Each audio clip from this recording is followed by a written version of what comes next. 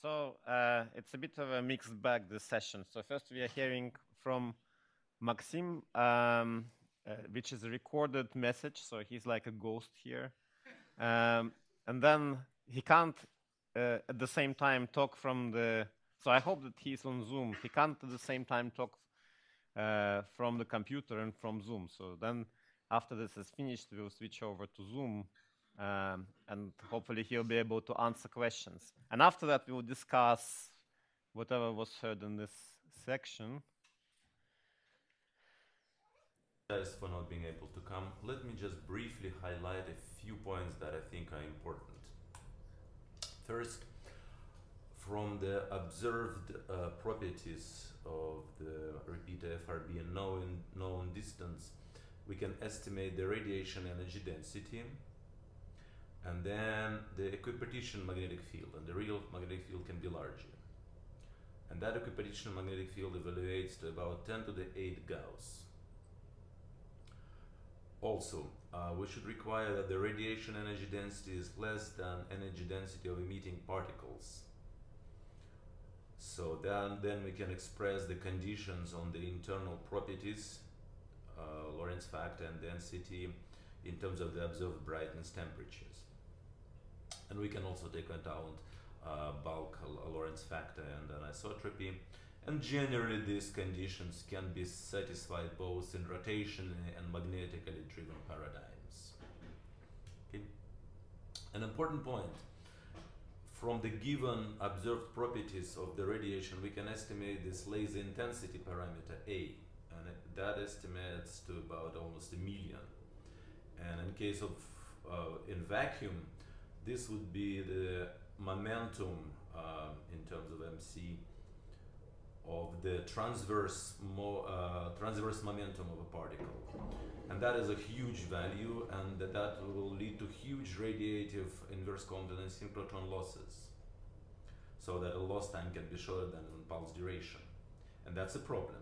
And the resolution is that if you have external magnetic field sufficiently high, so that the cyclotron frequency is larger than the observed frequency in the plasma frame, then instead of high oscillations with momentum of the order of A, there is just a drift, relativistic drift with a Lorentz factor basically of unity. So large magnetic fields are required to avoid catastrophic normal losses. Next point, from the observed properties of the repeater, the requirements of high power and constant properties exclude rotationally power pulsars as FRB sources. Magnetically driven are still okay by energy. For example, you can imagine some kind of initial stage of a reconnection flare. There are some weak observational limits that perhaps can constraining now. One of the most interesting events of the last year was observation of the frequency drift in 2 repeaters, both high to low frequency drift, and that reminds of solar type 3 radio bursts, and that indicates there is some kind of a stiff confining structure, most likely a magnetic field, and then you can develop radius to frequency mapping models. This could have been also due to constructive interference through a changing lens, but then you would expect these drifts up and down, but here we have 2 that are both down. And now actually these drifts were kind of predicted for the predicted radio emission from magnetars, and even before the discovery I was saying that one may expect the frequency drift of the peak of radio emission characteristic of type 3 bursts. And again, you can construct models of radius to frequency mapping, basically assuming that within a magnetosphere at a given location the given frequency is emitted, and then you can typically will have linear frequency drifts, and also the rates that you expect do match the observed ones. And then there is a prediction that sometimes the drifts would be more complicated, and then there is a clear prediction that there should be polarization angle swings through the burst. just like in pulses in the rotating vector model. But in case of FRBs, if the emission comes from the closed field lines, those polarization swings will be smaller than in pulsars. Thank you. Okay.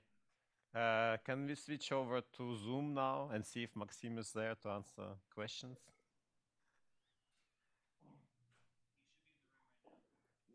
Maxim, are you here with us? Can you hear me? Are you? Is it you, Maxim? No.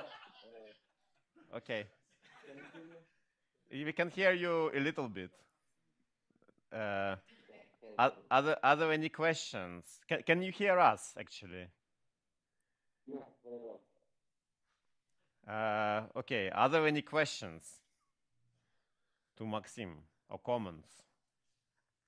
Andrei. What is the punchline? You might need to use your seat. Can you use a microphone, please? Andrei Gruzinov was asking, what is the punchline? The punchline is the required magnetic field are very high at the location of FRB. The field should be at least 10 to the 9 Gauss. That's a very good thing for magnetospheres of Newton stars.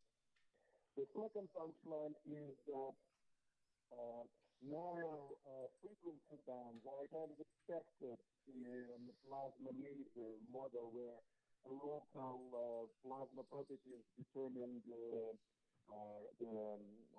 dispersion properties. And finally, the drift observed in FRB. First, all down. So I did this presentation a couple of weeks ago when there were only two known. Now there is more than a dozen known FRBs. All of them show downward drift. And that tells me that there is a kind of stiff confining structure that controls the frequency. And the most obvious case is magnetic field. So emitting like the propagating magnetic field produces somewhat different frequencies. So it propagates probably outward, so the field's decreasing. And also the rate of the drift. They measure this drift rate over almost an order of magnitude. The rate of the drift also consistent with somewhat under the 8 centimeters, so using some magnetosphere. So I see this very different arguments all pointing towards the magnetospheric origin. That doesn't say what is the emission mechanism.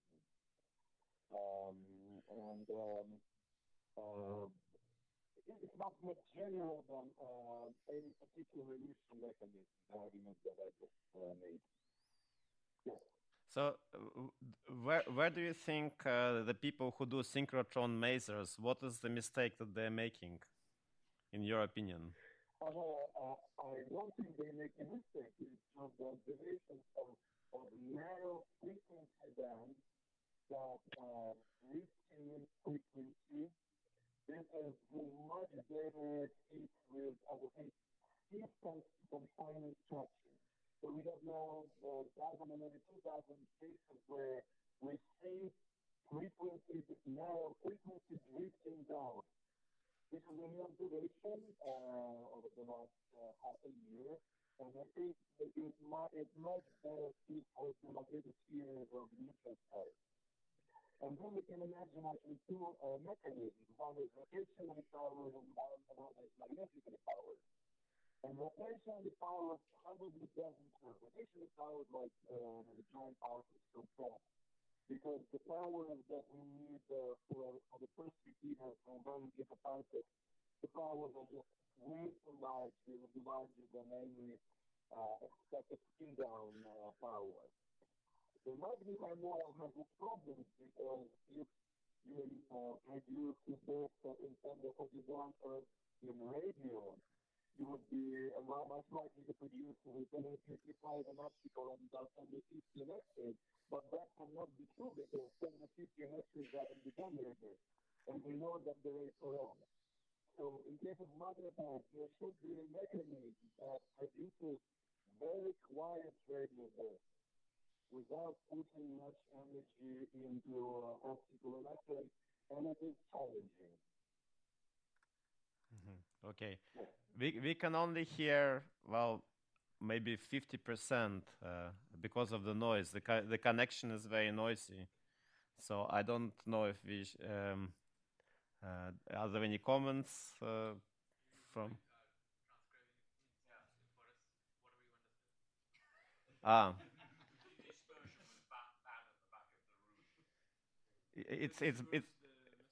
It's bad here. It's bad here. I don't have the right measure to reduce. We need to invest in a microphone. So Maxime, it's very interesting, but your comments are not yet clearly heard by the audience. I don't know if you can if you send me an email or something like this, I can flash it later on in the discussion because the connection is not great.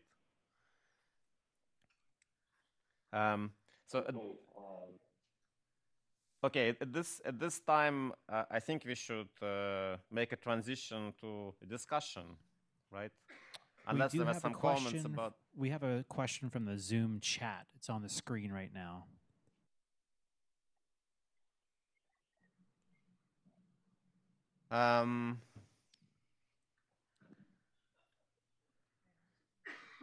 Okay. Well, I don't want to answer this question. Okay, I think we should make a transition to a discussion. So perhaps I can ask members of the panel to come to the front. And one thing is that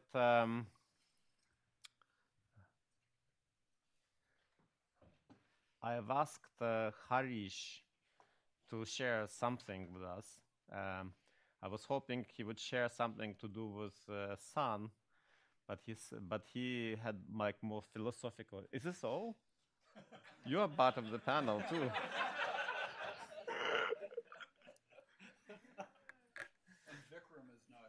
And Vikram is not. Vikram is not here.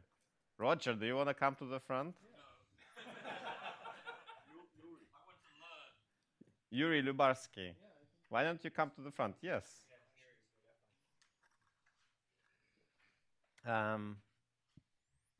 So this is the wisdom from Harish, Gruzinov's hero. Maybe. Come on. Okay. Yeah. So this is more to set up the discussion. I put this together very quickly, so it's probably not polished. I just want to kind of highlight some of the interesting propagation effects. So this is only related to propagation, not necessarily engines or emission mechanisms. And just want to make like a general comment that doing some propagation effects feels a little bit like there and back again. We kind of rediscover some of the things which were known before, but we just see it in a different light, because once you know that there are FRBs, you're not the same person again. And so, yeah, so it's something to keep in mind that a lot of these things are there in literature, and it's just applying it to in a new regime. And so I just want to highlight what are some of the new things we can do, which we couldn't do before FRBs. So I'm just going to move from the largest scales to your right to the smallest scales towards us. And again, this is just to set things up for the discussion. I don't have any results particularly to show. So on a gigaparsec scale, I think there are kind of two interesting things I can think of. One is related to scattering.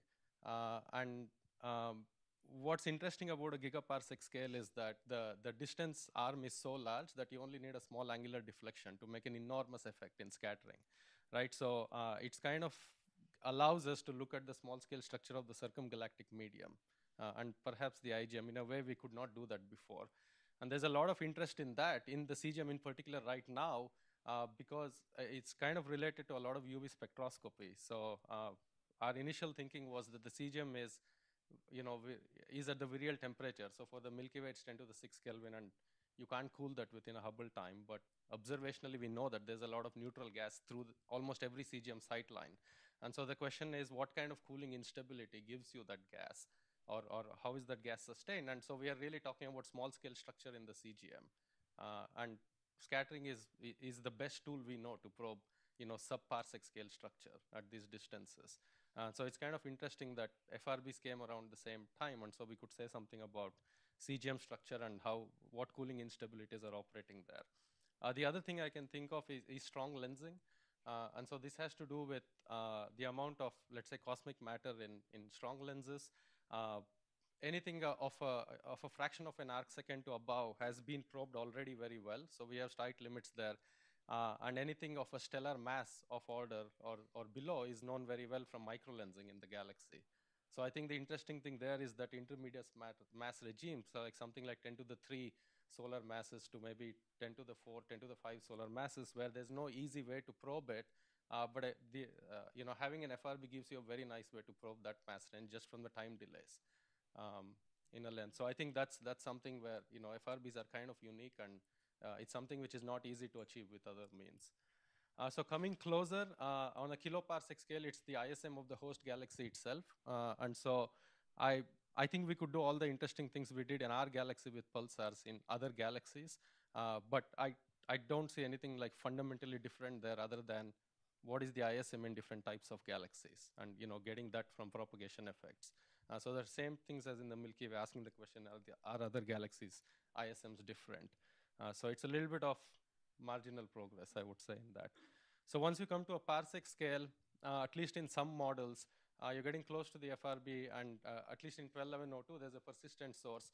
So there's some reason to believe that there might be transrelativistic plasma in this regime, either because it's shock-heated gas or what have you.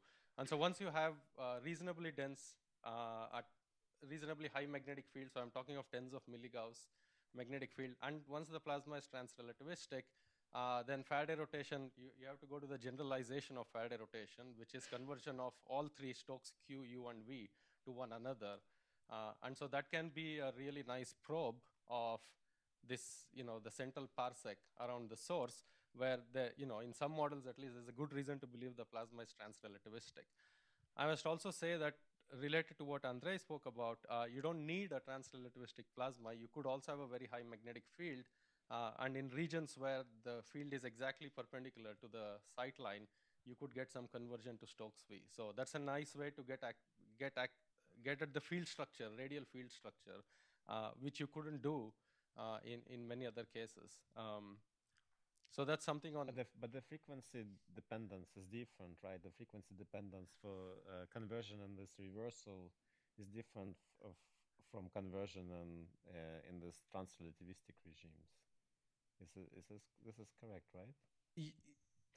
I think both of them are lambda square. What is different is that in having a quasi-transverse region, you get what you're really measuring, what you're calling conversion measure, is the Faraday rotation of the Faraday rotation up until the quasi-transverse region. Because in the quasi-transverse region, you're coupling the modes. So you're mixing left and right hand. And so you're actually really measuring the Faraday rotation up until there. Right? So that's lambda square. And even in a relativistic gas, that rotation is lambda square. But the amplitude is not lambda square. The magnitude of the effect is higher. But it goes as lambda cube roughly. Yeah. And so once you get much closer to the source within an AU, we heard some talks about it, and some of the things which we couldn't probably do without FRBs is what happens when you're in the strong wave regime. So basically, the way I always think about this, which probably is helpful, is we all studied Thomson scattering, and so you have an electromagnetic field, the electron oscillates, and then it scatters radiation. We always forget the V by C cross B term there because V by C is much less than 1. But now if the electric field is strong enough, then you can't forget that. So there's also a Lorentz force on the particle. And so you don't get simple oscillations in one plane. And so that leads to nonlinear effects where the effect depends on the strength of the wave itself. right? And so you can have dispersion that is dependent on the strength of the pulse. You can have Faraday rotation dependent on the strength of the pulse. And so that's a nice way to probe the, something like the central AU from the source. Yeah. Because this is exactly, thank you. This is, if I understand correctly, is exactly the paper which Sterl Finney and his young collaborator wrote. And when the, sorry for this young collaborator, when he presented this thing, it was very interesting, right? So they were having dispersion and rotation measure, which were dependent on the amplitude of the wave. Yeah. And I thought that it is unmeasurably small.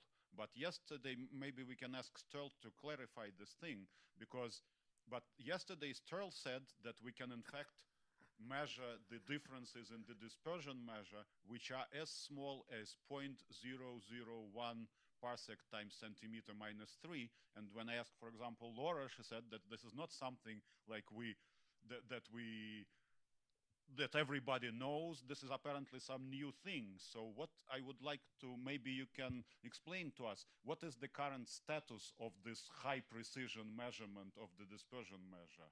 Ryan should present it, since it's my former student, his former student here, and who did it. This interaction. Please, I mean, I'm not moderating anything. Yuri is the moderator, so I was asked to present a slide, which I did. Yeah. Ryan, you want to say something?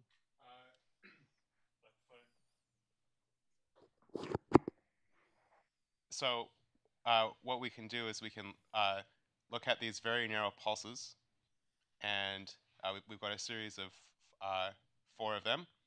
2 of them are relatively strong. The pulse widths are on the orders of a few hundred microseconds for the 2 brightest ones, and we were able to measure the precisions on the order of like 10 to the minus 3 DM units. The 4th pulse, which is a bit fainter, looks like it's got a dispersion measure that is different to the first 3, and the difference in the apparent dispersion measures on the order of 10, sort of 4 times 10 to the minus 2 DM units. Were you able? Yeah. Were you able to establish that indeed delta dm scales as the amplitudes, as intensity of the wave, as predicted by the theorists? You're talking about 2 different things, right? You're talking about deviation from power law of -2. Yeah. I'm talking just the actual DM. The full. I am asking. I thought that theorists wrote a paper claiming that higher amplitude pulses are more or less, I don't remember the sign, more or less dispersed than low amplitude. Yeah. Since you are measuring on latitude accuracy, my question is very simple. Have we established the correctness of Finney and his collaborator result? It's the opposite sign.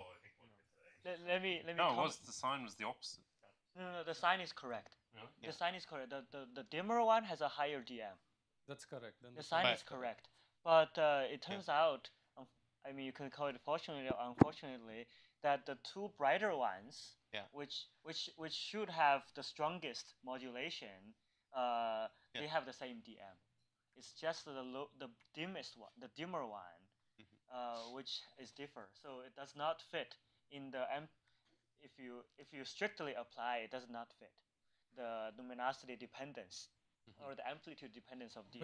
Wait. The amplitude could be. So these are subpulses. So you're saying the 2 bright ones, they don't have the right. The 2 bright ones, their amplitude differ by a factor of 10. But we didn't see DM difference. But for a dimmer one, which is even dimmer, we see a DM of difference. So are you sure that it's not profile evolution? Yeah. That's what I wanted to ask. So Ryan? Yeah, I was gonna. If I can plug in and show you. That might be the best thing. Go ahead. Yes. So if you just give me a second, I'll kind of put things prepared. Roger. While he's getting ready, could I just ask, with this defined dispersion measure correction, is it possible to make new statements about the intrinsic widths of subbursts? And I was listening to Jim, of course, this morning, and contrasting with his feeling that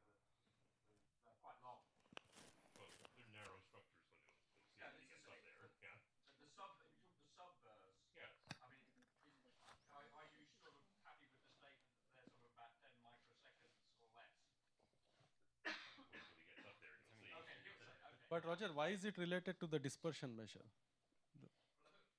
Or sorry, why is it? It's not related to the strong wave regime or any of that, right? That still follows the pure dispersion law.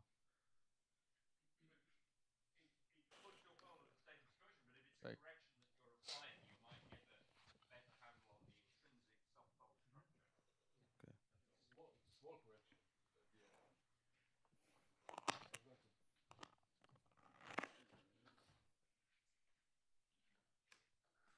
Yeah, while he sets up, I guess my point was the lambda square sweep is still the lambda square sweep to first order if you change the electron mass, right?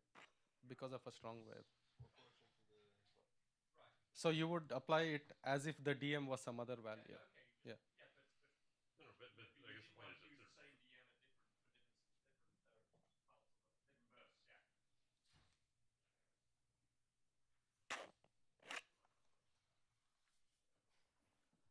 Oh, I see what you're saying. You're saying why don't you de-disperse different parts of the burst? Okay, I get the point. Okay. Yeah, yeah. Yeah. Got it. Yeah. Subpulse, subburst structure is, because I think it's really rather diagnostic. Okay, so here's the four components. So you get the big stick.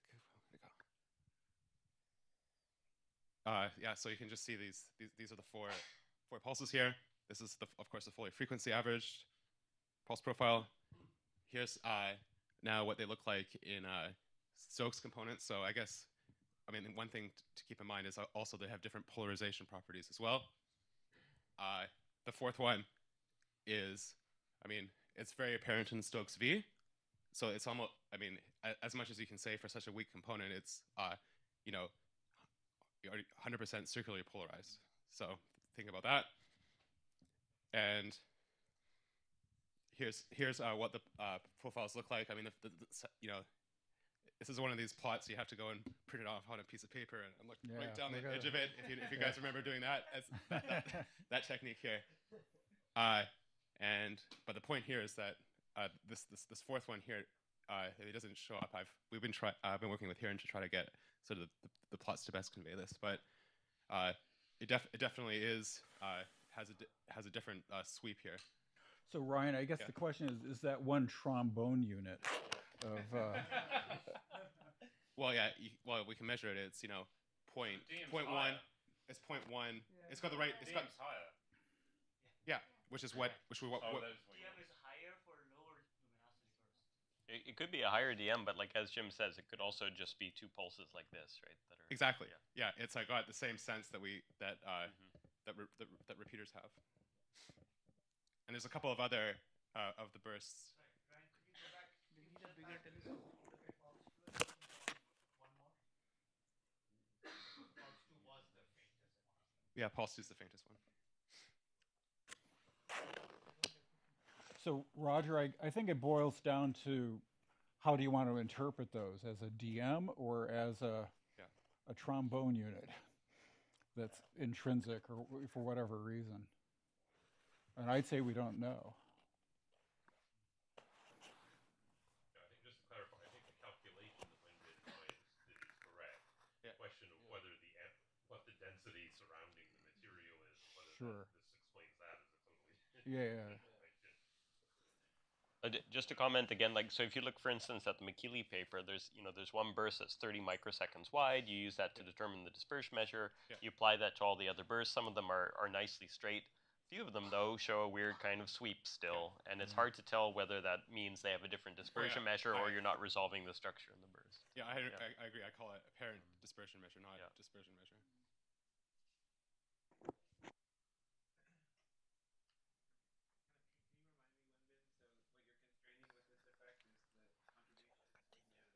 You haven't finished, right? You're done the show. Going to be true of any dispersion. I mean, you have to have, if you're constraining a certain fraction, if you will. Yeah, so small fraction of the DM contribution within, actually at a distance much less than a parsec. Maybe 10 to the 16, 10 to the 17 centimeters. Yeah. I think we should say that the free-free is much more diagnostic, in my opinion, than the DM effect. So that we discussed the effect of the free-free on this. So you want to see the spectrum then? Yeah. Is there any evidence for free? I mean, okay. This is very, very interesting. But is there any evidence for free absorption in this? So, can you use your seat mic, please? How about while I'm up here, I have the floor. I don't know if this result is related or not, but this is observations of, it might be related to what Roger just said, of a galactic magnetar 1810 taken with a broadband system at Parkes. And this is just what the pulse profile looks like at a certain epoch. The red here is showing you the total linear polarization, and the blue is the circular polarization. And what you're seeing here is, again, what the RM looks like if you measure it at different rotational phases. I'll call this a parent RM. And these are now showing you the sort of, I guess this is the linear polarization position angle, and this is the other angle, which tells you what the angle of circular polarization is. This is work being done by a PhD student at Swinburne. This is now showing you basically what the spectrum of the FRB looks like. Oh, sorry, of the magnetar, excuse me, looks like at different pulse phases here. And the important thing here is that you end up being gigahertz peaked right in the middle, where you've got all this circular polarization. So now we'll just take slices through the spectra of the magnetar at these different pulse phases. And I guess this one's a bit ratty, but as you go towards the middle of the profile where you get the circular polarization, you can see how you're seeing the propagation effects here, where you're having something's happening which is causing the linear to sort of convert into circular polarization. So how many pulses are averaged here? This is average pulse. This is averaged over, probably a 10-minute observation. Yeah. So, but I mean, the interesting thing is that, where you're getting all this circular polarization, you are getting this sort of, exponential cutoff spectrum. So, again, this is sort of, I mean, maybe it's a word of caution about interpreting frequency average pulse profiles, or the opportunities to look across a pulse frequency to try to disentangle what's going on here. Yeah, so what we know from pulsars, especially when you average many pulses, is, I mean, we see in individual pulses, we see these 90-degree jumps in in the polarization angle, and sometimes coincident with that is a flip in the circular polarization. Yeah. And then when you average a bunch of pulses together, some of that transition stuff gets blurred. Yeah. And it's also a little bit frequency dependent. So I'm wondering if something like that is going on here. It's really still all intrinsic to the pulsar, but it's this flipping. Yeah, exactly. And I guess, some of the questions would be for these sort of, I guess I call them magnetospheric propagation effects or relativistic propagation effects. What are the frequency dependencies that we would expect to see, and how can we test them? So if I can just go back to the nonlinear stuff, I don't know if Bing you want to comment, because in terms of the amplitude, I was reading your paper. There's also a focusing effect, because in the center of the pulse, basically the electrons are heavier. So that means that it's a higher refractive index than outside the pulse. So you also focus, and that influences the amplitude. If that is a nonlinear effect, then what Weibing was saying can be rescued, right? The two pulses not agreeing with each other. You want to say something about that? Thanks for raising this. Could you use a microphone? Led by Yuan Pei, my collaborator, which was posted to archive. So we reproduced, independently with Wenbing, we reached a similar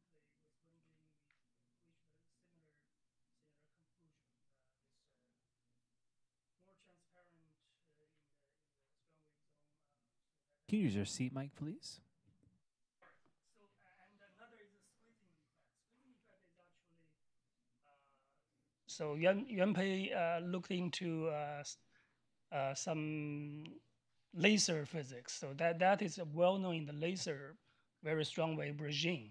So what he did is basically looking into the laser physics and look up for the analogy with FRB. It looks like a lot of effects can be just transported to FRB. So the squeezing effect, it is there, but it depends on parameters. If the density is high enough, then there could be a beaming effect. FRBs can be even narrower. That will affect the, say, collimation angle, will affect the number density, the event rate density. Probably there are a lot more that not beaming towards us if that regime really reached. But it's parameter dependent, so please take a look at that paper. So it's unfortunate UMK is not here, and every time he's a very shy guy, and every time he's not invited, so hopefully he can be more exposed. He has a lot of very nice papers in the future. Okay. Well, unless we want to look at slides, I suggest that the panel sits in front again.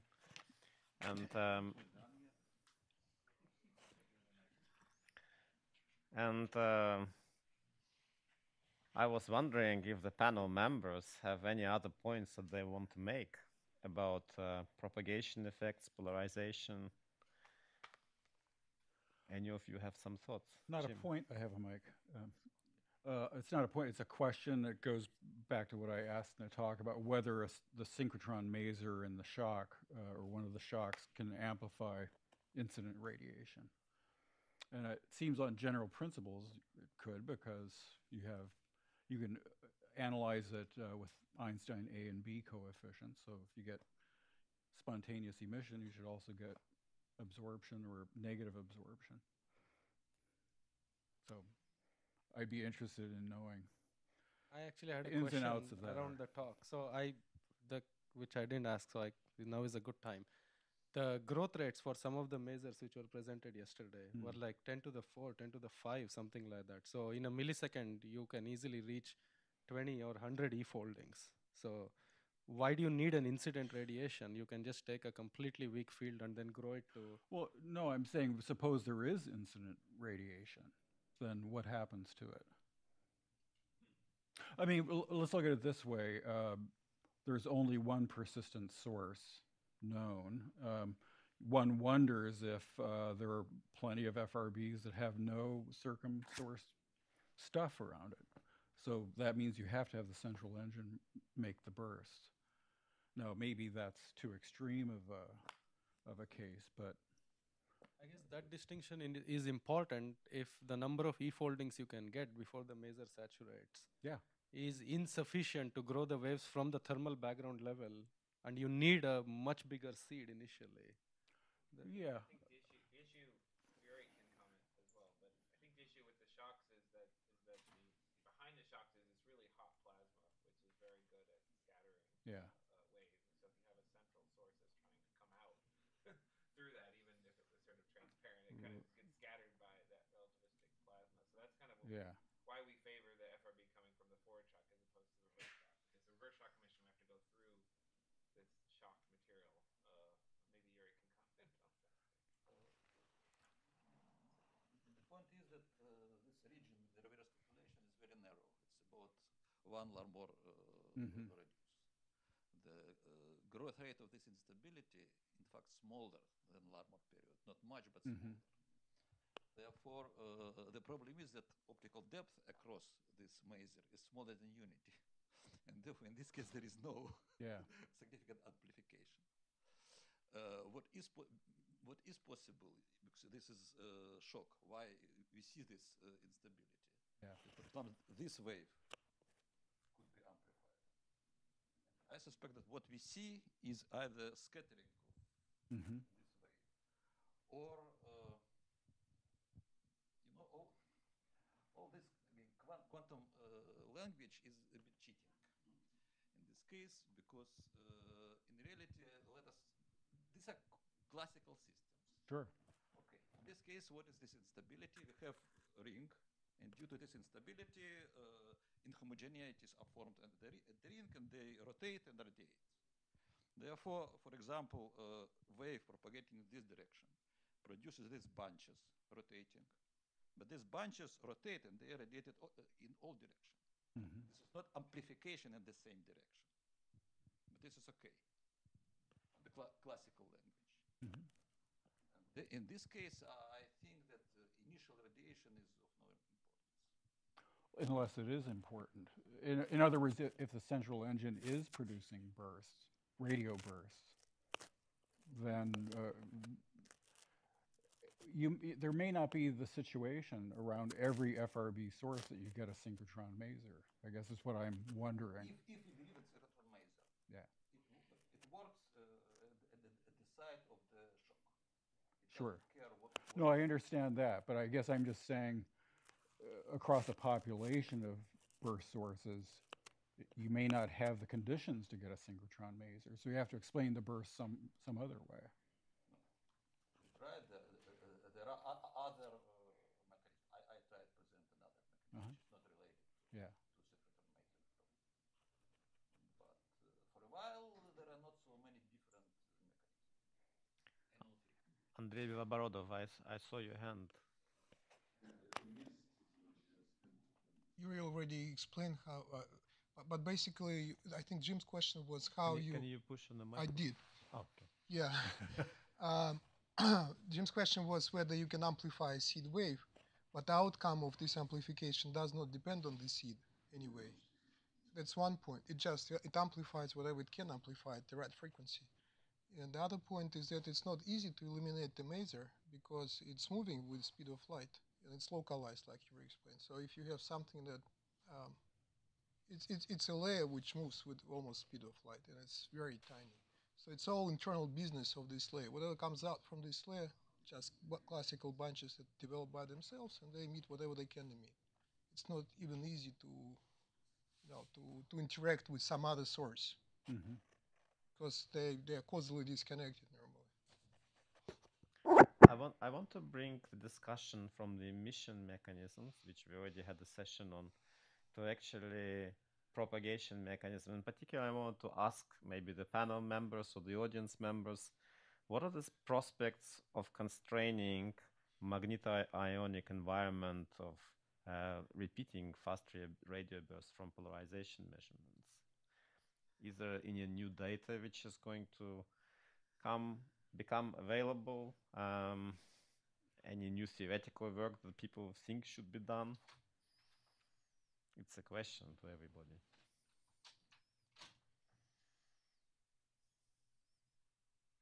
The obvious thing is you discussed earlier whether we can measure linear polarization, circular polarization across a range of frequencies, right? Laura spoke, maybe she could say something more. That's sort of one question is whether you could, what are the prospects for testing this conversion process that you propose? Right. So I'm switching. I don't know what the question. I mean, I guess maybe you could have some back and forth about what the quantitative magnitude of the effect is, and whether it could be measured. The short answer is for repeaters, it's significantly easier. For one-offs, it's harder, but you get enough of them. Can I ask a question about how we would actually find that Stokes V spectrum that Andre showed? So the oscillations were like a kilohertz, right? Yeah, these are really fast oscillations. Yeah. Related to the fact that you are rotating very fast over there. So you need baseband data at a low enough frequency that you actually have Faraday conversion. You then need to up-channelize the data such that you have a huge number of frequency channels, probably to the width of the pulse. And then I guess you FFT in the frequency direction. Is this the algorithm? That could be done. Yeah, you would derotate Stokes V the same way you would derotate the linear hands. Well, except there you just have a single Faraday depth, and like if you have three. Well, let me backtrack. So there are two ways you can get Stokes V starting off with linear polarization. Okay, one way is what is called quasi-transverse propagation, which is what Andrei spoke about. You have a magnetic field almost at 90 degrees, and it should. Sorry, Harish. I thought the question was when and is it even feasible that the observers will actually measure it? No. Yeah, but the answer depends on which conversion is happening. That's why I want to explain that. So in that way, what's happening is at that quasi-transverse region, you're taking some energy from LHCP, putting it in RHCP, taking some from RHCP, putting it in LHCP. So it's a coupling between the modes. They're not independent in that region. So no geometric optics in that region. And so what happens is whatever normal Faraday, vanilla Faraday rotation has happened before you hit that region, the Stokesby has an imprint of that because of this coupling. And so again, you'll have more Faraday rotation, and again, some coupling might happen. That's why there were distinct peaks. Each peak tells you that you have crossed one of these coupling regions. So you would derotate Stokesby exactly the same way you would derotate Q and U. And then you would try to find peaks. Each peak would correspond to, and then the difference would, one of these regions, difference would correspond to the total Faraday rotation. And just to amplify what Harish is saying, this is the way to find it. It may be that you wouldn't see it in another way unless you do this type of derotation or Fourier transform or whatever. Otherwise, it's just depolarized. So for that, you would need to you would need to have the channel width, which you would need to derotate Q and U anyways. Okay, so in that paradigm, the other way you can get Stokes-V is if. Can I interfere? Yeah. But can they even measure this V at 1 gigahertz over the bandwidth of 1 megahertz? Is it even feasible? Yeah. Like Jason said, there was baseband dump in the EVN data, and we tried that. It's feasible. Yeah. It's doable. So Andre, in your example, you had something like a 50 kilohertz frequency scale. Right. Yeah, but that's if I understood it, it's related to the delta R. Thickness of the. But okay, so what determines delta R? I mean, what kind of range of delta R's? Yeah. Okay. Yeah, so we should look for a bunch of different frequency scales. Right. Then. This is what okay, like I said, it would be ridiculous for me to tell people what to measure. But no, it's an important point that it informs the search strategies, right? If it oscillates rapidly, if you don't know this, you wouldn't see it. But I don't understand one simple thing. Isn't it what observers routinely do? Look in their actually recorded signal for patterns which have never been seen before or something. Like I don't know. You're not going to see the oscillation by eye.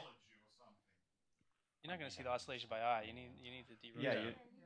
You need to take a Fourier transform with respect to lambda squared, right? If you do that, then you would see something. But if you don't do it, you wouldn't see the signature. You're saying it is a non-trivial statement that it should be Fourier. I'm not sure. That's why we have a discussion, right? I mean, it's also the data is very noisy, right? In most of the cases, it's not clean enough to just say, oh, this is a pattern and this is good enough.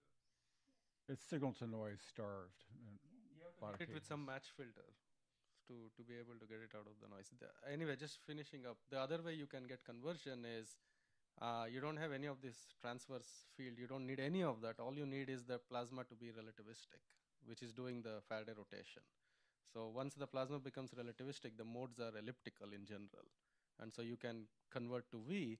And in that case, you're in general, because relativistic plasma doesn't interact with wave, very strongly, like non-relativistic, you will convert to V, but you probably won't get this 10 to the 5 rotation measure from a relativistic plasma. So in that case, that 10 to the 5 in FRB 121102 comes from some other plasma, which is in the line of sight, and you could still rotate some of this to V, and if that rotation happens before the vanilla Faraday rotation, then you don't have to derotate V at that fine resolution. Can I talk about rotation measure? Where does it actually come from? What do people think? Which part of this? I mean, I'm talking about 121102 specifically. Which part of 121102 do people think rotation measure comes from? Well, possibly the nebula, right? Because it's been seen to decrease if the nebula is expanding. But the nebula is very hot, right? The nebula has relativistic electrons, just like Harish was saying. Yeah, that's part of the point, is that the nebula has relativistic electrons to explain the persistent source. But then Harish is right that you need separate populations. You need a relativistic population to explain persistent radio emission, and you need a non-relativistic population to explain. So my question to you is it possible that these two populations coexist in the same region of space, or do you actually need to have a separate screen for non-relativistic populations? I think both options are viable, but I mean, yeah. But from the point of view of like plasma physics, is it really feasible to have non-relativistic, significant amount of non-relativistic electrons embedded in the same location? I mean, we see filaments. which are non-relativistic. Okay, so it has to be spatially separated. Yeah, you form clumps and. I mean, the galactic center magnetar has a RM of 60,000, and Sag J star has an RM that's an order of magnitude larger than that. Right. Well, let me just make the point that if it's a nebula that's expanding, there was an earlier time where there were a lot of electrons injected that have had time to cool. So, if you think there can't coexist a cold population of electrons on a relativistically hot one, then that would be a problem. But I think there are reasons to suspect if it actually is a nebula that there would be a sizable cold population, because the cooling time is, when things, a few times less compact than at current size would be very short. Bing, you wanted to say something? My 2 cents. The first thing is the only place we know that has such huge RM is near our supermassive black hole. So one straightforward explanation is that this source is near a black hole.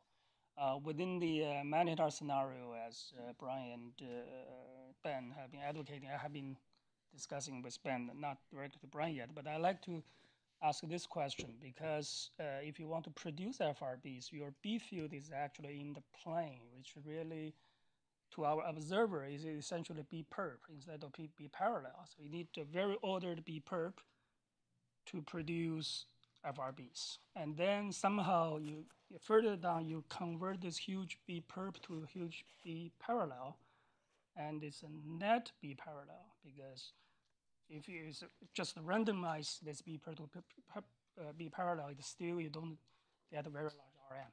Somehow you exactly the same question. Yeah. We are talking. Sorry for interrupting. Yeah. I think it's very much related. Yeah. To Okay. What you're saying. Go ahead. There is this on Monday, Ravi was smiling and saying, there is nothing to talk about. This FRB 121102 is almost certainly, just by chance, happens to lie close to the center of the galaxy. The observed changes in rotation measure are almost certainly proper motion. We have just to forget about it and not interpret this nebula is as Ben and Ellie and Brian are doing as a circumburst thing, but just an do I understand what you are saying correctly? It is just an accident, and we are pursuing an empty goal. No, but I think Bing is actually making a more specific point that can be answered by people who think about this magnet nebula. The point, if I understand correctly, is that to get rotation measure, you need the field along the line of sight, and to get polarization, you need a coherent field, but which still is. The conclusion is that this is nothing intrinsic to the magnetar. It's just an accident. And indeed, we have seen from your slide that all these things have much smaller rotation measure. It's just some outlier. There is no nebula there. We are misinterpreting everything. Could be. It could be, of course, that this is the interpretation. I just want to make the comment that this hot radio-emitting plasma has to be confined by some colder plasma. Otherwise, it would just run away. And we know what the parameters should be. And as we discussed, this colder plasma, which is shock heated by the hot, high-pressure, persistent radio emission plasma, just it would maybe a coincidence or maybe something. The thickness of the shock heated higher density confining plasma, which is at much lower temperature, the electrons there are not relativistic, unlike the persistent plasma emitting the radio waves. They could provide just the right rotation measure. Why in this source only and nowhere else? Again, because for the same reason that it has only this. This is the only one that has a persistent emission. But this persistent emission is the supermassive black hole. No, it could be that it's just. It could be. You may be right, but it could also be that it is a young source compared to the others. Yeah. Well, let me also make there's a distinction. If you look at the magnetic field in the Crab Nebula past the termination shock, it's not a purely toroidal field anymore. There's all types of instabilities which take a purely toroidal field and make it a mess. And so, we don't. Maybe people actually have a quantitative measure of what that is, but there's a distinction in these models we've been developing where the shocks are going through a region of free definitely toroidally wrapped in an ordered way versus what happens in the nebula where there are kink instabilities and other things that have time to. So in a sense, you're saying the same thing as Ellie, or almost the same thing. Yeah, I think Ellie wants maybe is saying that the RM could happen in our language the supernova ejecta shell, and we still think it's possible the RM could come from the nebula from cold electrons that have had time to cool since its early evolution. So it makes it slightly different. He's saying the RM could come from the supernova ejecta. I'd say we don't know what the magnetic field would be of a supernova ejecta if it would be high enough. No, but that's also addressing one Bing's statement point. that can be made is that if the relativistic electrons in the nebula, which give you the synchrotron emission, and they are now cooling either because of synchrotron losses or adiabatic expansion, if that electron population marches all the way down to gamma equal to 1, it will violate the Faraday conversion limit. It will violate that. Sorry, in cannot what? do it this way. But the one way to not have enough Faraday conversion is to keep all the electrons highly relativistic. Can you explain, Ellie, why you say you cannot do it? Do you have a more expanded thought? No, but because of what Harish is saying. Yeah. You're saying Faraday conversion is an issue. Yeah, Not seeing so there's a sweet spot in parameter space. For certain parameters, you're absolutely right, but there is a sweet spot where you can get a. Is either have the entire nebula ultra relativistic, like gamma 10 or higher, something like that. So I don't think quantitatively that's true. I think qualitatively you're right that there's these two things pulling in opposite directions, but I think you can find a parameter space where they still fit the data. But I think this is sort of, to my taste, it's a bit too much tailoring things. If you just take the simplest thing, take a hot plasma and confining plasma, and you derive the parameters, the dispersion measure increase of like 1 parsec per cubic centimeter per year, and the rotation measure are consistent with this thin shock heated confining plasma parameters.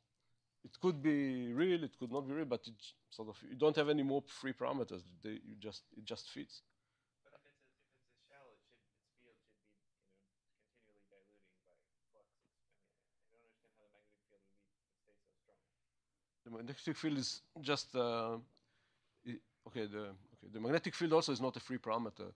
To get the rotation measure, you need to assume that it's close to the equipartition of the shock heated plasma. So if you know the density, yes, you know the velocity. If you assume it's close to equipartition, you get the right numbers. Could be this, could be just a coincidence, but this is just. It's an it's an electron. Yes, it's just an electron proton plasma that you shock. You don't have any problems with the conversion.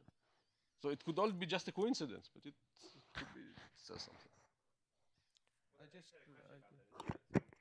we've heard there are other FRBs that have excess RM over what we would expect just going through the host. So it can't be. I mean, I can give you one.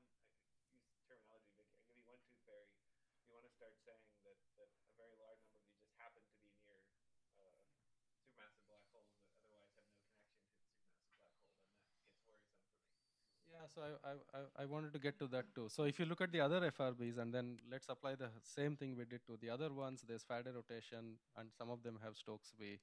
And given that their rotation measure is not ludicrous, I think the only way to, if Stokes V is not intrinsic, and if it's happening in let's say mildly relativistic or non-relativistic plasma, the only way to do that would be to have the conversion to Stokes V closer to the source where the plasma is trans-relativistic, so gamma of few or 10. And so that way Stokes V is not rotating in those cases, Ryan showed us. Right? Stokes V, he didn't have to derotate Stokes V at all. He only had to derotate Q and U. So there's some amount of conversion that's happened in trans-relativistic plasma close to the source, and that extra Faraday rotation is just coming, that's vanilla. It's just cold plasma away from the source doing it.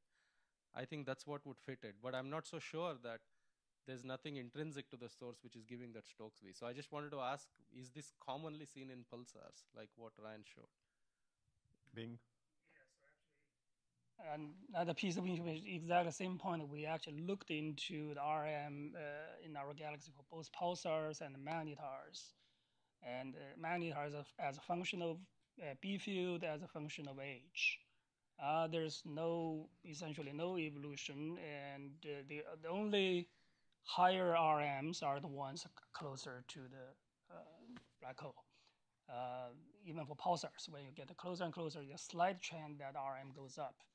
And for all the others, magnetars and pulsars with different ages, they're all like several hundred-ish. That might be an indication. You can still argue that, okay, the magnetars for 121102 is too young, maybe so special, but we don't see some transition from like 10 to the 6 suddenly to 100. Ask, because I'm staring at this paper by Opperman et al., the galactic Faraday sky from 10 to the 4 extragalactic radio source or something. They have a map. And looking at it, roughly a third of the galactic plane within about 5 degrees of the galactic plane has RMs between 300 and 500, which are the maximum that are seen total in any of these. So I don't understand the argument that there's evidence that the host can't possibly produce an extra RM of 200 or 300. I mean, a third of the galactic plane seems to be doing it. A third of the galactic plane, but it's looking along the plane. No, but the question is where the sources are, right? So it's true that it's looking up from from our position, which is not in a dense star-forming region where maybe FRBs are made. But if you were looking up out of a dense star-forming region, it looks to me like your typical RM is going to be several hundred, at least in the Milky Way. Yeah, I think I agree with that. So I mean, it's not that you necessarily need something within 10 to the 16 centimeters. I mean, it could be 50 parsecs away. I think it's only for 121102 that you need that. No. But the question that was being raised, there were many. Brian was saying there are many of the FRBs require excesses of 100 or 200, and I'm not sure that I see that needs a special local source. My question was: is the Stokes be typical in pulsars? What we see? That CHIME has seen or anyone, I should know this. Have they shown any time variability? Because if we saw time variability in RM, right, then that would tell you it's from the galaxy, right? So I guess that's my question. Is to the other. Well, it's for CHIME is not that easy because you have a ionosphere. For CHIME is not so easy because you have the ionosphere. So if the RM is low, it's difficult to detect variations of 1 RM unit, and we don't have the capability of detect extreme rotation measures yet. So This is the obvious way to go forward to test this, right? It's to look for time variability. I'm not saying you're able to do it yet, but we're moving in that direction, absolutely. I guess that's not specific to CHIME. The ionospheric RM is of the order 1 unit. It doesn't matter which frequency or instrument you measure it with. That limits your. Yeah, sure. So does I don't know too much about RM, but so the FRBs which are being localized to the outskirts of ellipticals, do we actually expect to see any? I mean, are there cases where there has been a high host RM for those FRBs? No. No, we agree on no over here. Yeah. Okay, that's good to know. I was wondering if we should take this discussion from, unless there is more on polarization, if people have more thoughts on polarization. I think this is I want to comment on Bin's question. So it's actually not difficult to make a perpendicular magnetic field a little bit tilted towards you if you just invoke some ellipticity. The supernova remnant is not spherical, so you get some cosine theta. Can get to 30 degrees, can get to any degree. So even a toroidal field can have parallel component, right? Can get you some RM. Yeah, but when you produce FRBs, the B field needs to be original in the. Yeah, for that, well, yeah, maybe Lorenzo, you want to. Andrei Belobrodov. In case for magnetars, you have to produce FRBs much closer in the region which is much smaller compared to the region where you hope to have rotation measure, tip for basic models, I think. And so it's like Brian mentioned already, you have toroidal field in the outflow. If it's made this scenario for magnetospheric model, also it's kind of different story. But the nebula itself well, it has some preferred direction for the flux, but there's no reason to believe it's a regular field, and it's in the Crab Nebula. It's not probably regular. It's basically destroyed and turn around and do have parallel component. Lorenzo. Quantitative note on that. So the paper by Porth that did 3D simulations of the MHD simulations of the Crab Nebula, purely toroidal field in the wind. So this is where we would put the FRB generation.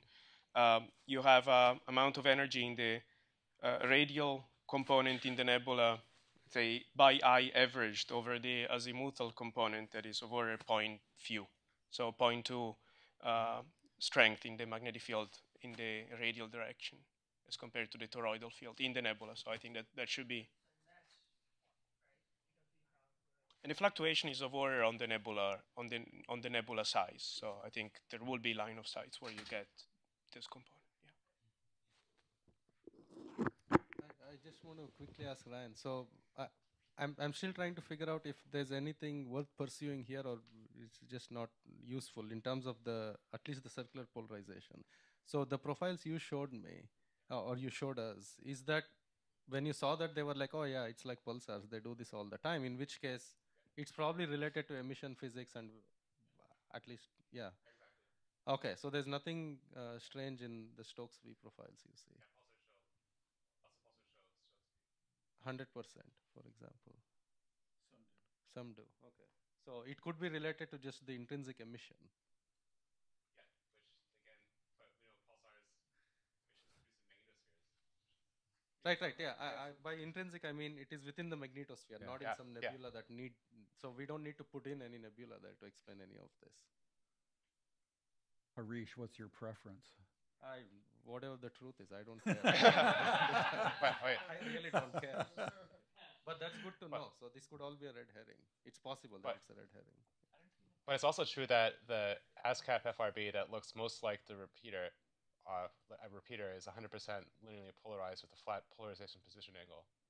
So, I mean, it's a class of objects. Yeah, they're different. Yeah, there's two. We've got a handful that look like the one that Hiran has worked on. So it's kind of.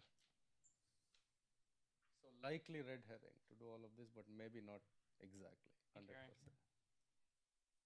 Well, I guess, yeah, pulsars can produce circular polarization in pulsar magnetospheres. So if you're going to produce FRB emission outside of a magnetosphere, it also has to be able to produce circular polarization. Is it understood when pulsars make purely linear polarization, when they make a mixture? Is the emission mechanism understood for pulsars? but from a polarization point of view. Well, in principle, pulsars to get 100% polarization is not difficult. Just to produce one pole. I think Sasha has a Can you please use your microphone? Definitely, most of polarization phenomena are due to propagation, even in pulsars. But of course, 100% polarization couldn't be produced by propagation. Therefore, it is intrinsic. But it is quite possible. Sasha? Euro just said everything I wanted to say. Okay. I mean, if you produce near the star in a strong field, there is no way to produce circular polarization. All the normal modes are 100% linearly polarized. So polar cap radio emission has to be 100% linearly polarized unless it propagates through the magnetosphere. You get something like a Faraday conversion and get something like 10% circular polarized. So this was papers by Yura and Petrova back in end of 90s. So the giant pulses are sometimes highly circularly polarized, but they're produced in a different region. They're probably produced near the light cylinder where the modes are no longer 100% linearly polarized. So I completely agree that 10% is, at least in pulsars, 10% is a propagation effect. 100% circular has to be an emission process.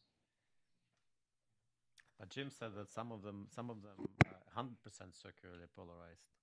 Isn't I don't think those are like polar cap radio emissions, right? Well, yeah, I would agree with that. It has to be some kind of conversion process, but it can make close to 100%. And then the Crab giant, the shot pulses, even within 100 microseconds, some of the shot pulses flip sign of circular. Okay, are there any other comments about polarization, both observers and theorists? Everyone's sort of saying we see this magnetar in the galactic center and it shows this rapid RM, and so clearly that applies by analogy. But if people remind me how we understand such a rapid evolution of RM and DM, the magnetar in a sort of parsec orbit scale around supermassive black hole, the orbital period is thousands of years or something. So what is creating such rapid variability, and would we expect it to be generic to all AGN? My recollection is that it's something like a few massive stars in the galactic center that are making winds, and if you're in the right regions, you pick up. Yeah, when those winds collide, in principle, there is quite compact structures, compact dense structures. They can intervene along the propagation. I'm just, I'm waving my hands. All I'm saying is it's not so obvious that something orbiting a supermassive black hole can create rapid variability in these quantities. That's my. But it does happen to this magnetar. It does. It's empirically. Yeah. I mean, I would say something of the environment rather than the But magnetar itself. I'm just saying. Right? Yeah, I'm just saying I don't understand.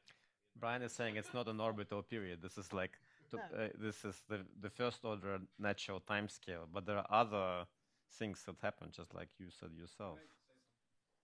I read recently a few papers by Quattert and Elliot Quattert and many others, Stone.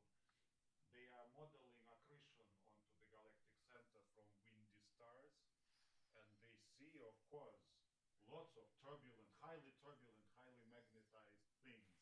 And so I was wondering, your point is well appreciated, but if I just take their numerical simulation and put whatever, 1,000 kilometers per second peculiar velocity, whatever you call orbital velocity, maybe I will get this fast.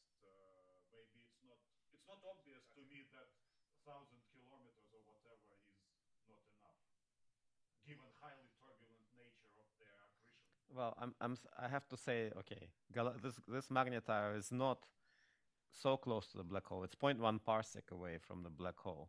So it's not sitting where Stone and Quattert and others. Still, the environment is very dirty. So the environment, that's exactly right. The environment, just like Brian said, it's close to the region where there is a lot of massive stars. These massive stars drive massive winds. The winds collide. Collisions are clumpy. You have a lot of warm, dense clumps of temperatures of like 10 to the 4 Kelvin. So it's still enough, hot enough to produce wonderful plasma effects. I wanted to talk about scattering because I think we have like 20 minutes left, right, or something like this. And I wanted to ask Jim, first of all, two questions. One question on Jim and others. First of all, what do you think are these screens that are giving scintillation arcs and galactic pulsars? Oh, the thin when you have the thin screens. I don't know, shocks of some kind, but there have to be quite a few of them. But there is always one along the line of sight to any pulsar, right? Maybe sometimes two. What, one of these arc things? Mm-hmm. Yeah, but some no, I don't think that's quite true. I mean, some of the local ones have several, and when I say local, I mean within a few hundred parsecs. And so for those lines of sight, it looks like they're just a series of very discrete things. Other lines of sight looks like it's a more continuous scattering medium, and then the arc is thickened, and it fills in. Because basically you're just superposing a bunch of thin things. So it's a mixed bag as to what we see. So is there any prospect of finding out what these things are, whether they're associated with some actual object or whether they're just like a fluke of interstellar turbulence? They don't have much column density of DM. You don't need very much. So that's one thing. I don't know. it's a tough call. I mean, who knows? Maybe the Voyager spacecraft will go across one of these. So we've been using Meerkat to observe 0437, yes. And Daniel Reardon processed that data, and he actually sees 8 scintillation arcs between here and the nearest pulsar.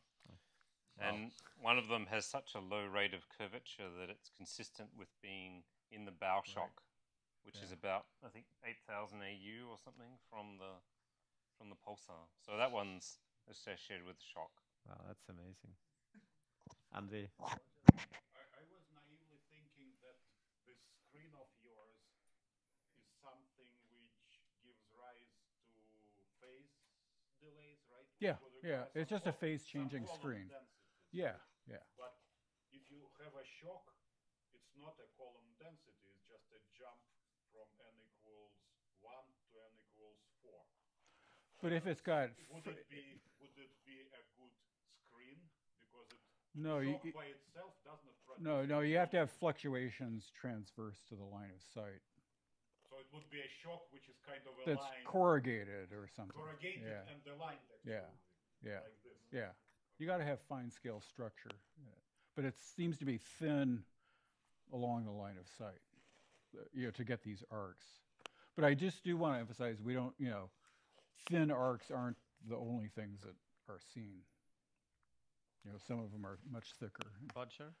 Well, perhaps to address Andrei's point, shocks, although they're not much density, they are a source of turbulence because they, scatter Coulombic rays, and they're creating turbulence on the length scales that you need for interstellar scintillation or the refractive parts of it. So, although there's not a lot of column density there is a lot of turbulence, and we know that because they've got...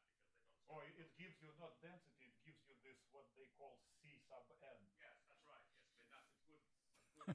Source of C sub n, not of n squared, yes. Okay. Yeah. Thank you very much. Don't blame me. The question I was going to ask for Jim, because I confess that I missed the first 5 minutes, I think, of your talk this morning, and you may have covered this. The extreme scattering events, which are more challenging in terms of interpreting them in terms of interstellar physics, what do you now think about those? I only mentioned them in passing as an example, so I didn't really talk about them, other than to say, it seems to be some kind of lensing sort of geometry. But I guess I would still fall back on the paper that you and Roger Romani and I wrote in 30 plus years ago. That there are sheets, and sometimes you see them face on and sometimes edge on. You do have an overpressure problem, and that's the big issue, yeah. And then, Harish, I don't know if you want to talk about your 0.4 parsec thing. Yeah, I could mention. It's not related to FRB, so I'll just be very quick. Yeah, I want to bring we'll things talk back later, to Roger. FRBs. It's not related to FRBs, yeah. I want to ask about FRBs. My impression, Jim, was that when you talked about scattering, you didn't talk so much about scattering right next to the source. You talked about scattering and our galaxies, scattering and host galaxies, not so much about in IGM and not so much about the source. Do you have any ideas about that? Or yeah, I mean, for one thing, I would say that we know that scattering happens in the Milky Way. So I was sort of going down the list of things that we know happen or are likely to happen. So host galaxy scattering for sure. I mean, as you know, there's a geometric deleveraging of anything, the closer it is to the source, the more CN squared you need to have, and that type of thing, or more column density. So if you can arrange that and avoid free absorption, then sure. Now, is something like this required to explain observations, for example? I'd say not yet. Not yet. I mean, if we saw I think the changing RM in 121102 is a very good argument for why it's close in, whether the Faraday medium's relatively close in. If we saw a rapid change in the scattering, the scattering tail of some repeating FRB, you'd make the same argument, and then you'd have to have something close in. Okay, but nothing like this has... Not that I don't believe so. So from your talk, if you have a scattered Brownian extragalactic source that's like a milliarc not going to scintillate in the galaxy because it's not significantly smaller than a microarc. Right. What if you have a 10 microarc second source? Presumably this is a continuous Yeah. thing. Yeah. What happens to the autocorrelation function, I guess? Well, do you mean what happens to the intensity fluctuations? Yeah, I mean, like how quickly do you quench that galactic Yeah. scintillation as a function of the angular size? Yeah, it goes something like it's linear. It's theta critical over theta. So do you believe the sort of upper limit that's placed on the scattering screen for that GBT Misui burst? yeah, I think that's reasonable. Yeah, they place it within 40 kiloparsecs of the source and of the galaxy. And so it's likely to be in the galaxy. I think that's still the most stringent limit. But it's a game that could be played for any FRB if you see galactic scintillation. Yeah, that's right. Especially if you go to lower galactic latitudes. Right. You still see scattering. Yeah. Say something about where the screen is in the host galaxy. Well, the 121102 shows galactic scintillation, and it's I think it's very lucky, right? Because it's towards the anti-center, even though it's right smack in the galactic plane. So it's fine scale structure. But we don't see any host galaxy scattering. Isn't that right, Laura? We still don't see any scattering tail. So you can't really constrain the location. I mean, there's an upper bound on the scattering, so you can use that, but it's not it's like a megaparsec is the limit. Laura? Pointed in my direction. I have a sort of related question, which is, let's just hypothesize for the moment that the scattering that we observe does come from the host and not, CGM or IGM. Yeah. You have a sense of whether it's primarily dominated by the line of sight through the ISM in the host, or is it primarily dominated by some small-scale structure, either close to the source or that happens to be along, in other words, is a small-scale structure dominating the scattering, or is it the actual integrated ISM throughout the host? And is there any way to distinguish those two? Yeah, it's the same question you can ask for any galactic pulsar. Yeah, too, right? If you know that answer, I'd be curious as well. Well, we see changes in scattering of the Crab pulsar, fairly dramatic, but that's because you've got all these filaments and things that are, as far as I know, there's no example of a galactic pulsar where you see changes you don't see changes in the pulse broadening. We see all kinds of wild stuff in the dynamic spectrum.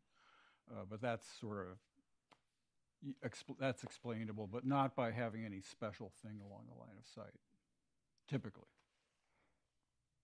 So how would you tell? I think it would have to be time variability, unless you had an optical, if it was a nearby FRB and you could resolve regions in the galaxy, that might be a good case. Right. For host galaxy scintillation from 121102? More or less. I mean, as you know, we wouldn't know the frequency scale offhand, and so there's confusion with all the trombone structure and the spectral islands. So in a sense, we've looked, but I would say nothing pops out that would force you to say that it's host galaxy scintillation.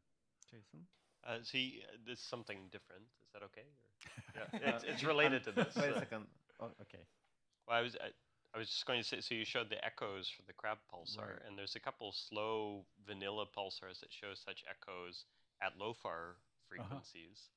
That might be something that we should be looking for in FRBs as well, like echoes of the pulse. Maybe Ryan has seen them.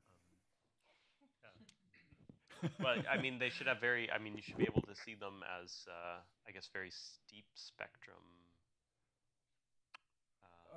You mean components? So chromatic. Yeah, there should be strong chromaticity to the. So how do we tell that they are echoes and not, other pulses? Is there a distinguishing characteristic we should be looking for? Chromaticity. Yeah, I think if correlated voltages. Okay. Yeah. Yeah, that as well.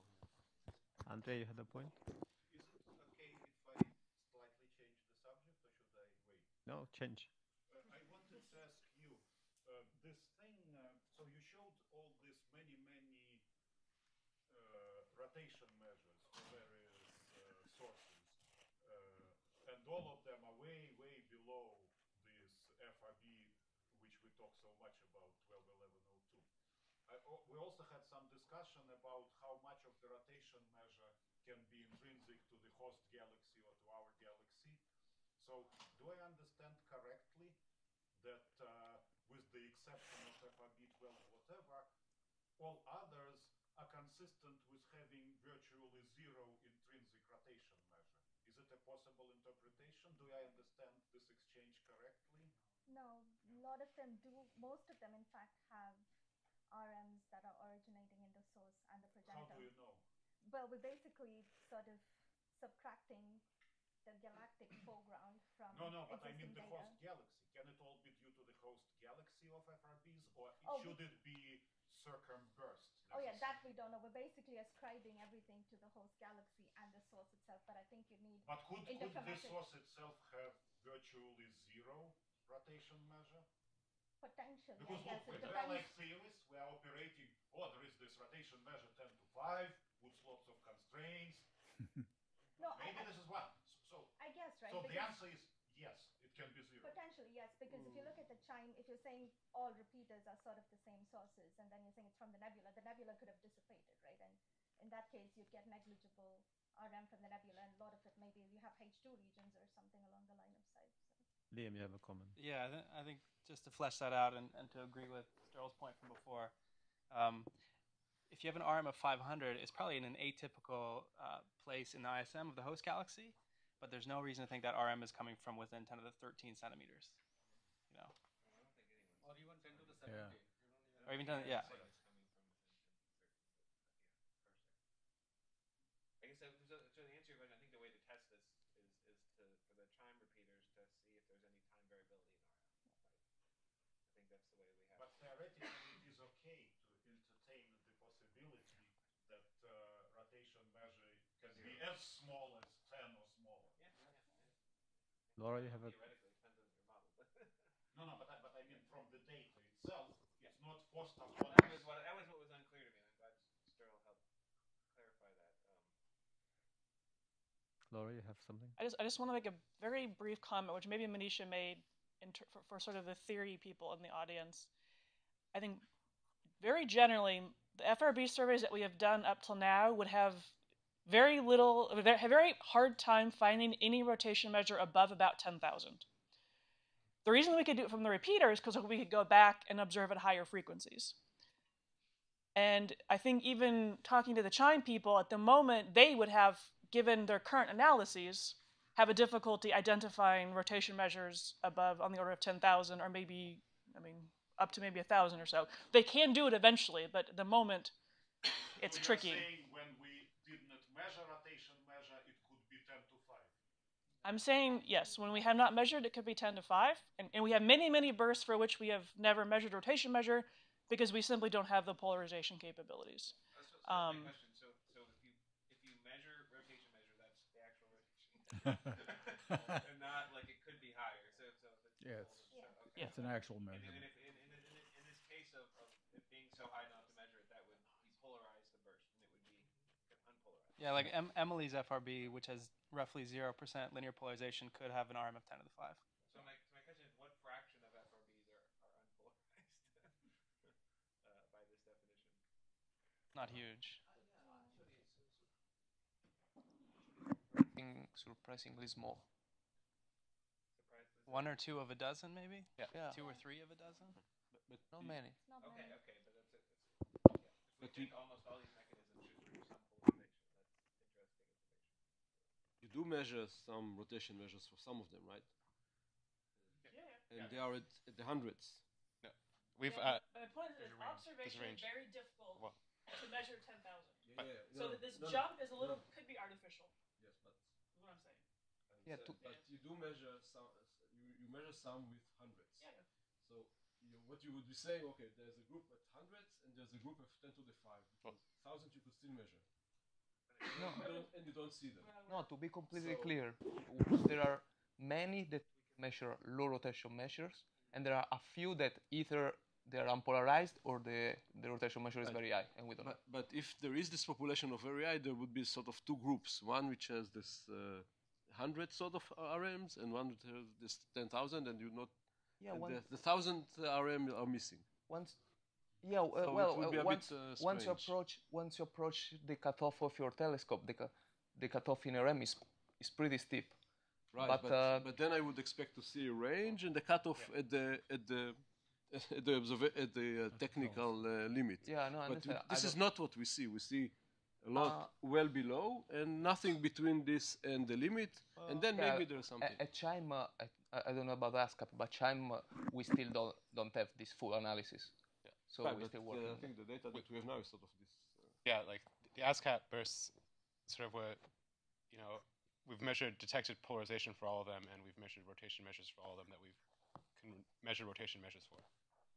And the maximum is 380, but most of them are 10, 20. Right. So you have this group of very low, and then it could be that you have this very low rotation measure group and very high rotation measure, nothing in the middle. But I think this is sort of maybe in the middle, invention. which is Manisha's burst, which has a very high DM. No, but the one that you have, which is a couple hundred, but in the rest frame, if the redshift really were the DM, it would be a couple thousand. Yeah, it's a bit surprising that we don't have like 2,000 or 3,000 measured. I think.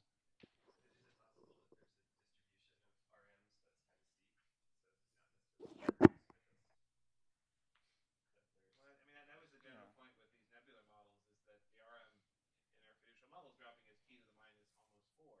And so if you have a source that's twice the size, its rotation measure, its orders of magnitude, very quickly dropping. So if you sort of sampling at the different phases, you're going to see some when it's just ejected, just becoming transparent, and RM is enormous, and then very quickly it will become insignificant compared to whatever background you have. Yeah, and sorry, if RM is t to the minus 4, your chances of getting 10 to the 5 are hopeless compared to getting 10, right? That doesn't work. Well, but it could be more actively bursting. Yeah, I have to fold in activity, but yeah. You say it's also more active anyways. Why are there bursts with just RM of 10? It should be impossible to find them. They're so less active. I guess one has to do the statistics. So yeah, I think I mentioned this briefly in my talk, but the very naive calculation of if you fold in the activity that goes as some energy injection power law and take the RM that's predicted from that same energy injection power law, then you'd expect for moderate energy injection power laws, you'd expect sort of a power law, a logarithmic distribution of rotation measures. So basically you'd have about equal chance of finding RM of 10,000 as 10. But yeah, we are missing the 1,000 ones, I agree. Any other points that people have about effects of propagation? We have exactly 2 minutes. I just want to, maybe I can ask Xavier. For me, one of the interesting things in scattering is the circumgalactic medium, because there's no other way to do it other than having FRBs. And so I just wanted to ask for the ASCAP folks, is that reasonable to isolate CGM scattering? Are you close to doing that? Is too strong a word. As you know, you get the integral right of the entire sightline, and so you can make statistical arguments, particularly once you have some confidence in what the host is doing, if you can. But yes, it'll be a statistical approach where you can isolate. How many halos are in front of this sightline or that sightline, and enable you to make inferences about the magnetic field. Wenbin? Oh, can I ask a question? So when people make this plot DM versus scattering time at 1 gigahertz, can you just make it for the ones we have host galaxy, just subtract the IGM DM, because that's not relevant in the x-axis. Just move it so that it's that subtract the Milky Way, of course, and then just look at the kind of the host. If we kind of have there are limits on the host, so you put error bars and see if they are consistent with the Milky Way.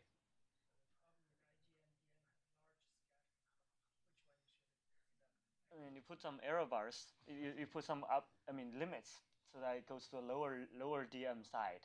So you put that. The problem is you don't have redshifts. I mean, the ones with identified hosts. Agreed. Yes. Okay, on this note, I think we are out of time. And I think I want to thank all the panel members and all the speakers for this session and continue discussion at lunch.